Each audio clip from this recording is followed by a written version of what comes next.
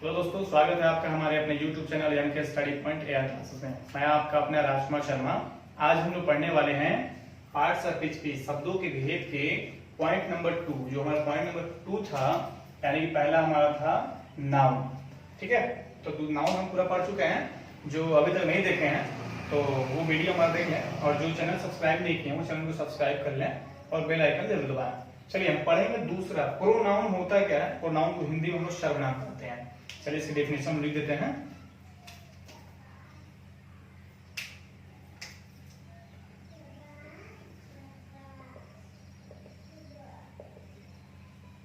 Is called pronoun, यानी कह सकते हैं डेफिनेशन इसका ये होगा कि the word that is used in place of nouns is called pronoun. यानी कि संज्ञा कह सकते हैं कि द वर्ड यानी कि वह शब्द that is used in place of nouns, जो संज्ञा के स्थान पर क्या किए जाए, प्रयोग किए जाए, इज कॉल्ड प्रोनाउन। वही क्या कहलाते हैं? सर्वनाम कहलाते हैं। यानी कब? जब कोई शब्द यदि संज्ञा के स्थान पर प्रयोग किया जाएगा वही शब्द हमारा क्या कहलाएगा? प्रोनाउन, यानी कि सर्वनाम कहलाता है। चलिए हम जानते हैं कि सर्वनाम जो होते हैं कितने प्रकार के होते हैं। जनरली देखा जाए तो 8 प्रकार के भी होते हैं और 10 प्रकार के भी होते हैं। तो हम 10 प्रकार वाले लेके चलेंगे। हम चलिए जानते हैं कौन कौन से होते हैं। हम लिखते हैं उसको। पहला हमारा होता है पर्सनल प्रोनाउन।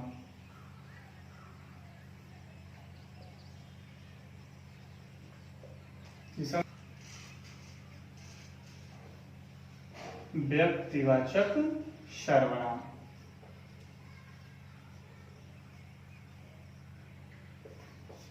दूसरा हमारा हो जाएगा, 10वां हमारा हो जाएगा एक्सक्लेमेटरी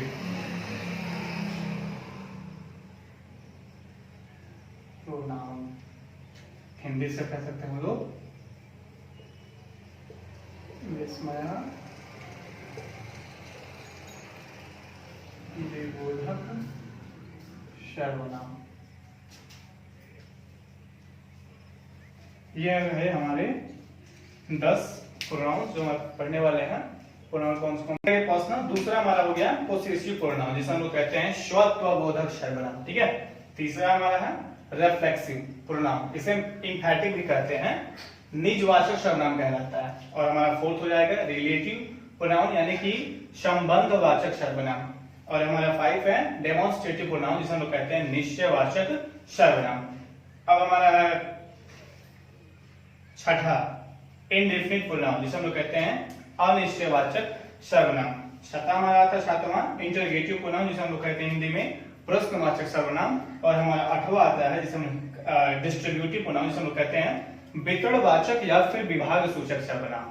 हमारा 9वां आता है रेसिप्रोकल प्रोनाउन, यानी कि परस्परवाचक सर्वनाम। और हमारा अंत और 10वां आता है एक्सक्लेमेटरी प्रोनाउन, जिसे हम लोग कहते हैं विस्मयादिबोधक सर्वनाम। अब हम लोग जानेंगे इसके बारे में। ये जो हमारे पूरे प्रोनाउंस हैं, इन सभी प्रोनाउंस का हम एक एक भाग पढ़ेंगे और एक एक भाग के डेफिनेशन के बारे में जानेंगे होता क्या है, विथ एग्जांपल के साथ इसको पढ़ा जाएगा। चलिए हम जान लेते हैं पहला हमारा पर्सनल प्रोनाउन होता क्या है।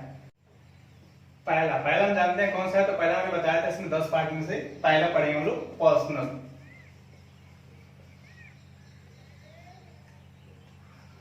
पर्सनल प्रोनाउन क्या होता है हम जानेंगे। इसकी हिंदी होती है व्यक्तिवाचक सर्वनाम। चलिए हम जानते हैं व्यक्तिवाचक सर्वनाम होता क्या है। इसको जानने से पहले हम सर्वप्रथम इसकी हम डेफिनेशन लिखेंगे। डेफिनेशन क्या होता है हम पहले डेफिनेशन लिख लेते हैं। अगर आप चाहें इसको नोट करना तो नोट भी कर सकते हैं। हम थर्ड पर्सन, जैसा कहा गया डेफिनेशन में कि pronoun which denotes the speaker, listener and the third person. मतलब ये कि pronoun which denote the speaker, यानी कि जो प्रोनाउन सर्वनाम होगा जो क्या करेगा, डिनोट करेगा द स्पीकर, यानी कि किसको? बोलने वाले को, लिसनर सुनने वाले को, एंड द थर्ड पर्सन। मतलब यू कह सकते हैं कि सर्वनाम वह होता है जो क्या होता है, एक होता है बोलने वाला, दूसरा क्या होता है सुनने वाला, और तीसरा क्या होगा? देखिए speaker, listener and third person. मैंने कहा था ना कि वह कह सकते हैं सर्वनाम वह सर्वनाम होगा जो क्या करेगा, बोलने वाले और सुनने वाले और किसी अन्य व्यक्ति का क्या कराएगा, बोध कराएगा, उसे हम लोग कहते हैं व्यक्तिवाचक सर्वनाम। यूं कह सकते हैं कि वे सर्वनाम जो बोलने वाले, सुनने वाले और अन्य व्यक्तियों का बोध कराते हो, उसे हम लोग व्यक्तिवाचक सर्वनाम कहते हैं। चलिए हम जानते हैं ये होते क्या है। हमारा होता है ये पर्सनल प्रोनाउन, होते कितने हैं, तो ये 3 होते हैं। चलिए हम जानते हैं कौन कौन। चलिए हम लोग पर्सनल प्रोनाउंस कैन बी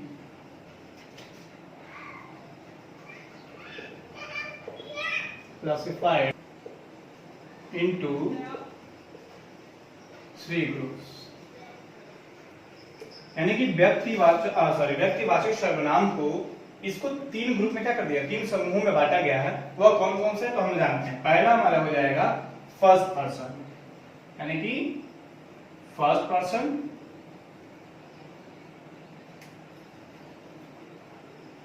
दूसरा हमारा हो जाएगा सेकेंड पर्सन, और तीसरा हमारा हो जाएगा थर्ड पर्सन।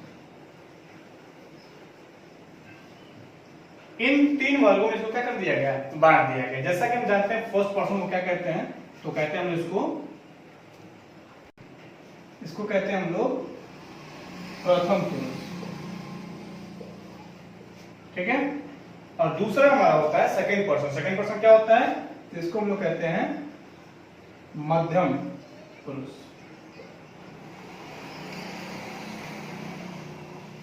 और तीसरा और अंत हमारा होता है थर्ड पर्सन वाला, जिसे हम लोग कहते हैं, अभी मैंने बताया था थर्ड पर्सन, यानी कि अन्य पुरुष। ये 3 होते हैं। इन तीनों को हमें क्या करना है, इन तीनों को हमें पढ़ना है। प्रोनाउन में प्रोनाउन में जो बताया गया, पहला हमारा क्या था, तो फर्स्ट पर्सन था। फर्स्ट पर्सन होता क्या है, यानी कि प्रथम पुरुष।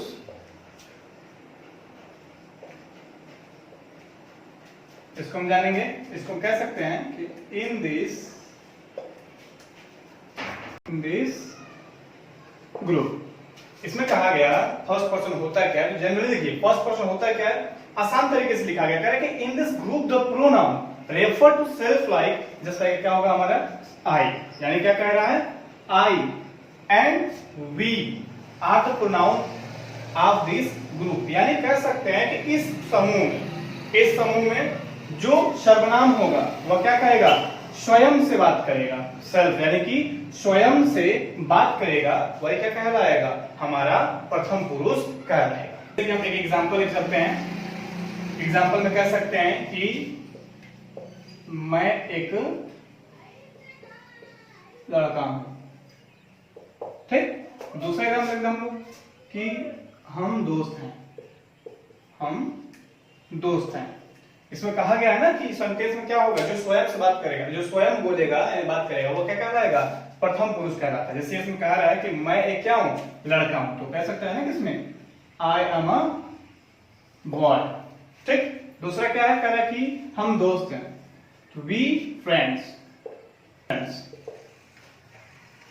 Are friends. यानी कि इसमें 2 चीजों में क्या कहा गया है, मैंने इसमें कहा क्या था कि in this group the pronoun refer to self like, यानी क्या चीज, आई एंड वी। इसमें देखिए क्या दिया, हमारा आई दिया है, इसमें क्या दिया है, वी, यानी यह क्या कर रहा है, स्वयं से क्या कर रहा है, बात कर रहा है। यही हमारा क्या कहलाता है, प्रथम पुरुष कहलाता है। चलिए हम जानते हैं दूसरा हमारा क्या है, दूसरा हमारा है सेकेंड पर्सन, यानी कि इसका हिंदी में कहें तो क्या चीज, मध्यम पुरुष। चलिए जानेंगे मध्य पुरुष क्या होता है, तो कह सकते हैं ना इसको, इन दिस सेंटेंस। इसमें कहा गया सेकंड पर्सन, क्या कह रहा है कि in this group you is the pronoun, यानी कि इस समूह में क्या है, यू जो है वह प्रोनाउन है, दैट रेफर, जो क्या करता है, रेफर करता है to the person who is being talked in this sentence. यानी कह सकते हैं कि इसमें इस समूह में यू जो है, यानी कि जिसके बारे में क्या की जाए, बात की जाए। इस समूह में जब हम किसी के बारे में बात करते हैं तो हमारा क्या कहलाएगा, मध्यम पुरुष कहलाएगा। हम कह सकते हैं जिसके बारे में बात करें वही क्या कहलाएगा, मध्यम पुरुष कहलाएगा। एग्जाम्पल लिख सकते हैं। एग्जाम्पल हम कह सकते हैं कि आप सुंदर हो। ठीक है, कह सकते हैं हम लोग ना कि यू आर ब्यूटीफुल। ये हमारा सेंटेंस, यानी कि इसमें कहा क्या गया कि जिसके बारे में बात किया गया, यानी कि उससे कहा गया कि, यानी कि वह उस पर्सन से कहा गया कि आप क्या हो, आप सुंदर हो।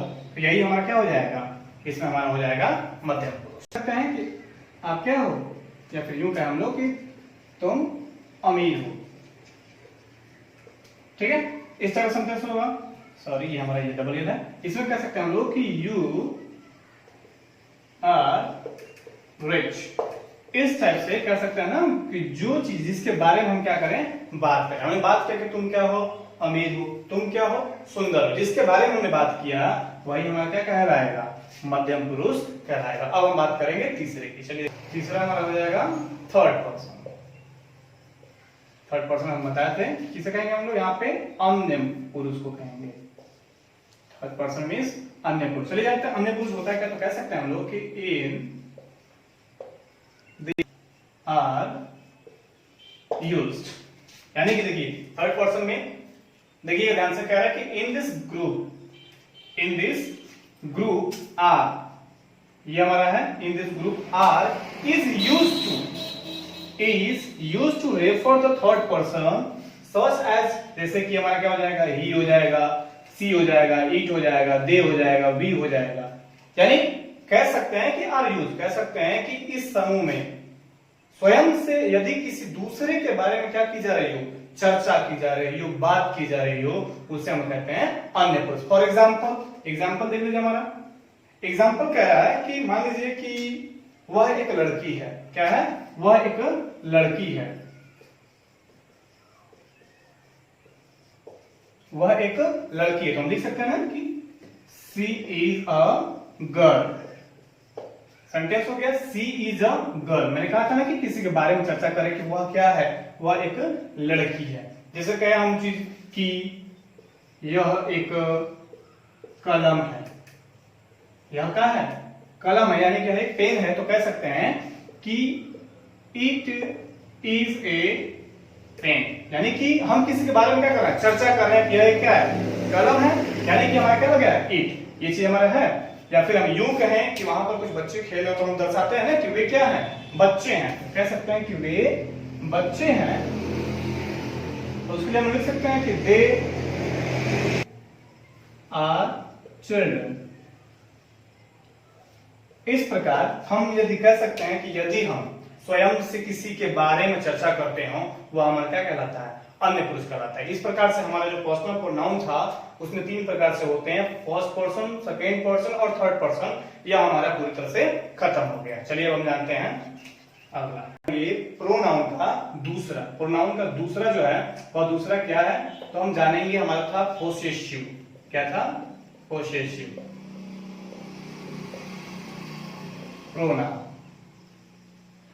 इसका मतलब बताया गया था कि स्वत्वबोधक सर्वनाम, स्वत्वबोधक सर्वनाम।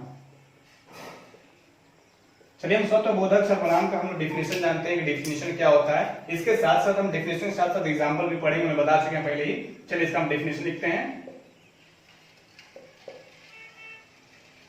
The pronoun word possessive pronoun।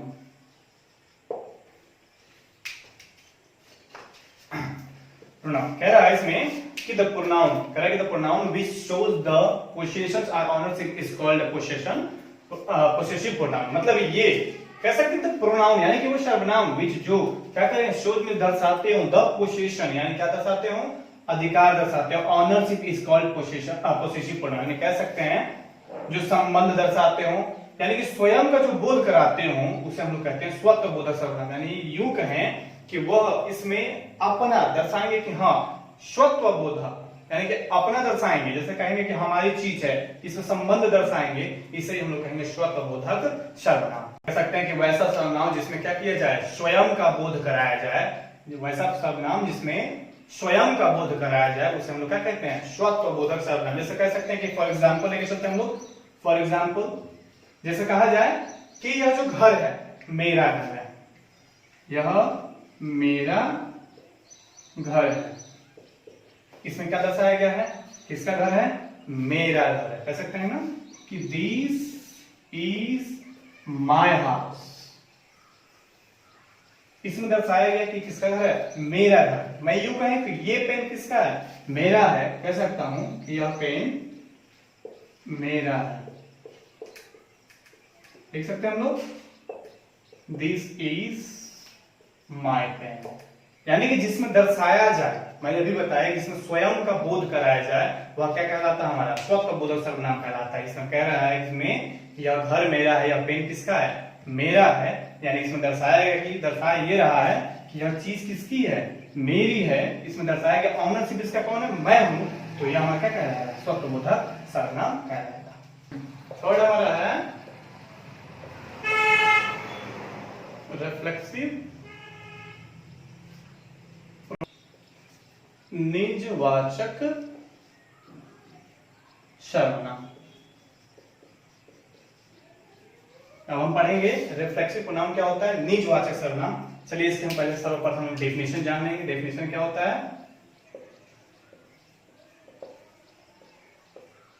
Definition हमारा हो जाएगा ए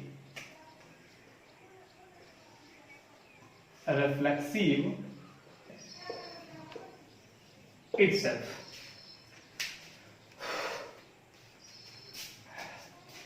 कह रहा है कि a reflexive pronoun is the action performed by the subject is on the subject itself। मतलब ये कि a reflexive pronoun यानी कि एक निजवाचक संज्ञा is है the action, वह कार्य, क्या कार्य है, परफॉर्म, जो करता हो by subject, कर्ता के द्वारा जो करता हो, is on the subject, उसी की कार्य के प्रति करता हो, itself, स्वयं से। या फिर यूं कहें हम लोग कि कह सकते हैं कि वैसा सर्वनाम, यानी कि वो सर्वनाम जिसमें निजत्व का बोध हो और अधिपत्य का एहसास कराता हो, उसे हम लोग निजवाचक सर्वनाम कहते हैं। मतलब ये कि वह स्वयं से दर्शाता हो कि हाँ वह क्या चीज है, क्या है। ठीक है, फॉर एग्जाम्पल कह सकते हैं कि यह मैं खुद करूंगा।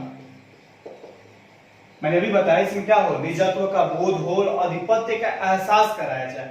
इसमें कह रहा है कि यह मैं खुद करूंगा, वह किसी को बता रहा है कि मैं खुद से करूंगा और उसको एहसास दिला रहा है कि मैं क्या करूंगा, इस कार्य को कर सकता हूं। कि I will do it my self, I will do it my self. एक और सेंटेंस लेके चलते हैं, करेक्ट सेंटेंस और कि तुमने अपने आप को, तुमने अपने आप को, तुमने अपने आप को चोट, तुमने अपने आप को चोट पहुंचाई। इसमें कह सकते हैं हम लोग यू हैव हर्ट योरसेल्फ। यानी मैंने पहले बताया था इसमें क्या हो, निजत्व का क्या कराए, बोध कराए और अधिपत्य का एहसास कराए। इसमें कह रहा है कि तुमने अपने आप को चोट पहुंचा, यानी उसको वो एहसास करा रहा है कि जो तुमको चोट लगा है वो तुमको स्वयं से ही लगा है। यानी कह सकते हैं यू हैव हर्ट योरसेल्फ, यानी कि तुमने स्वयं से ही अपने आप को क्या पहुंचाई है, चोट पहुंचाई है। और यहाँ पे बोध करा है कि यह मैं खुद करूंगा, यानी कि I will do it my self. यही हमारा क्या होगा, रिफ्लेक्सिव प्रोनाउंस के एग्जांपल्स हैं। चलिए अब अगला हम पढ़ेंगे संबंधवाचक सर्वनाम।